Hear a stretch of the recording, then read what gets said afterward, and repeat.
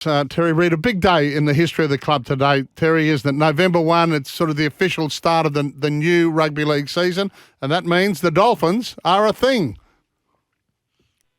No, thanks, Paddy and Heels. Thanks for having me. Yeah, no, it is. It's an exciting day because it is officially day one. We come online as officially an NRL club today, and the players join us. We can actually use them in jerseys, and they're our employees, if you like, and we've got a big day here at the club with all the NRL staff officially starting today. They're the footy staff, that is, who are going to work with the NRL team. So, no, big day at the club, that's for sure. Good stuff, mate. I mean, and I know I got Trad's email the other day. Officially, they're not training until next week. I think the 7th.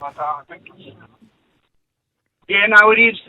We've got a bit of a, if you like, a staggered pre-season. We've got the World Cup, and we've got groups coming back. The first group of the younger blokes in the training trials are back on the 7th, and then a group on the 17th, then the 1st of December, 12th of December, and then the 5th of January, because we've got 9 in the World Cup. The first time we'll get our team together as a group for the first time won't be till after Christmas. So an interesting pre-season, but we've got some very good people involved, obviously with the coach, but also our performance staff to make sure they've got the right plan in place to make sure we hit the ground running and be ready to go for round one. Are you over World Cups? I mean, you've got a big percentage of your squad in England, and then I read as well you're one of many clubs affected by the FIFA Women's World Cup after Origin this year, where so many of our big stadiums simply won't be available. Yeah, no, that's true. There's been a few things to contend with coming in the comp. With we only had a 12-month window to get the team ready and get everything set up. Even lost. People forget about COVID. We lost about 4 months we were meant to have with a decision meant to be in August, but didn't end up happening until the middle of October. So no, it's been plenty happening. And as we go through the stadium requirements, the one thing about the Dolphins we are lucky, even though we play majority of our games at Suncorp, we do have our own ground out here at Redcliffe, which is obviously a wonderful boutique stadium that holds 10,000, which gets us through that period pretty well. And I think wasn't a big issue for us for the NRL because we do have our own stadium that we can go to. So that's sort of well for that. Did you make it well through all those challenges, Terry? And are you proud of the team so far? Yeah, we got asked that question yesterday, and the big thing I think when you look at what's gone on in the last 12 months and what we had to put in place and where it is, and the thing I'm most proud of is the people we've brought in. We've brought in what I think is a very good group of people, both on and off the field, and they're all experienced at what they do and are good at what they do. And I think, got to now to be ready to go here on November 1 is a testament to the hard work that people have put in and also the foresight of from the club with the foundations they set in stone, if you like, many years ago. And, the reason the club operates is by rugby league at the highest level. We used to have that until the Broncos came in and the Duke Cup or BRL turned into a second tier competition. And ever since that day, they invest in community infrastructure and facilities to make sure when the chance comes, they can deliver top flight football to their club again. And that's today. It's here. Yeah. A big day for the club. We're in the NRL, and and I'll use this now. I didn't say it during the bid process, but very happy to say it now. Is we are Queensland's teams and Brisbane's team. We're the only foundation, if you like, grassroots BRL, QRL side that's extended to the top flight. They're all New South Wales rugby league clubs or manufactured expansion teams that have come in previously. We're the first teams to actually come out of the BRL, QRL comp and extend into the NRL. So, it's great for the game of Queensland Rugby League. Big day. Yeah, congratulations, mate. How have you organised the infrastructure and facilities? Like, where are you running your football club and operations out of? Is it in the main leagues club, or you got your own separate facilities? No, we've got, I touched on, the Tony Murphy and Bob Jones of, and the Dolphins group and what they've set up and done. They also had the foresight. They actually build a office space on top of our aquatic and gym, and that's currently leased out, but that lease is coming to an end, and we'll move in there. The whole football department and admin stuff all be together. At the moment, we're in a couple of different areas throughout the club, but all in departments, which was made a little bit easier because the Warriors gave us a bit of a test. Yeah. Remember, they were based here for the year, staff and footy department and their administration as well. So we got to see what we were missing, what needed to be added, and we're also building the one thing we found out, if you like, that probably opened our eyes a bit was we didn't have space for full-time footballers, where they're here for, 6-7 hours a day. Yeah. Most guys come in and have got wonderful facilities, but come in after 5 o'clock for training.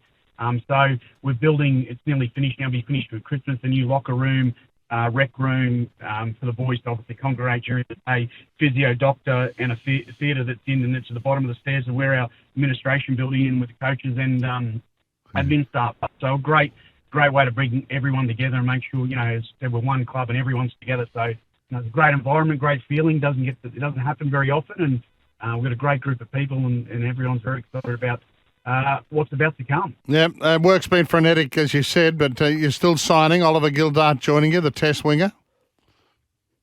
Yeah, no, there's still, I think that what a lot of people don't realise is we still don't have a salary cap for the 23 season, or have the CBA with the players, and the negotiation with the club's still ongoing, and there's a number of clubs that don't have contracts registered. There's still spots to fill, and I think there's probably still a lot of thrills and spills to come in the player market before we get to March next year. But we've got 26 players signed now, and we added more right to the back line yesterday with English international Oliver Gildart, who joined on. That's 26. We've got 4 full-time spots to still fill, and we're in a good position as we wait and see what's going to happen between now and March, which will be plenty.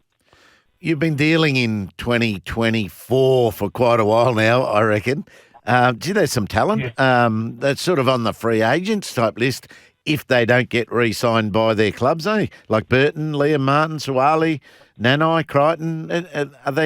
Do you half expect any of those would be accessible for you? Well, I think the nature of how agreements work, the clubs that they're at get the first crack at keeping them there. Okay. It depends what their managers generally want to do and where they think their value is. But like anything, we've gone through a really different set of circumstances this year, like where we've had to sign 30 players or in 1 year, or basically in a 9-month period, and only from players that are off contract. So it's an interesting, if you like, situation. It doesn't happen very often. Most clubs are only looking to sign 1 or 2, or a handful of signings, where we've had to sign the whole squad, and that means everything from your younger rookie players coming in to more experienced guys established, where you've had to actually sign players in every stage of their career to build a squad that makes sure it can function properly and build and make sure you have got a squad that's about more than just 23, but for setting up for the future. And we've been really happy with how it's come along. You would have heard Wayne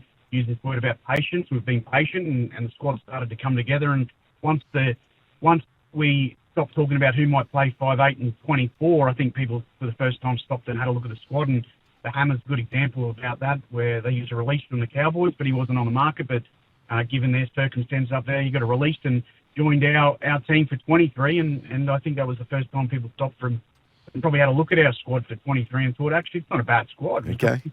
Some decent players in there, and how it come together nicely, and we expect to be very competitive. Yeah, Hills did a function with Benny on Saturday night up in Toowoomba. You had quite a chat to him about the challenges of doing all this, and I think you said, Hills, just paraphrasing, that he wants to make them a happy side, first of all. And you mentioned it just before, Terry, the environment. He wants to create an environment, as do you, that they want to come to every day. Can't wait to get there.